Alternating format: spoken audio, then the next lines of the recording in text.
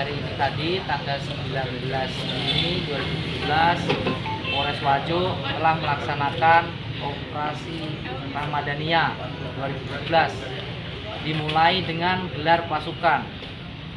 Berbagai instansi kita libatkan semuanya. Setelah gelar pasukan, kita melakukan pengecekan ke posko kesehatan di Terminal Calacu, di mana kegiatannya memeriksa kondisi pengemudi kendaraan baik roda 4 maupun bemor maupun bis antar kota, antar kabupaten. Kalau dari pihak TNI sendiri dan kayak gimana itu? Pada intinya kami membackup Polres atau artinya kita dukung sesuai dengan permintaan dari Polres, dan setiap pos juga kita sudah siapkan orangnya atau personelnya, dan hari ini rencana akan bisa semuanya. Oh iya, sip.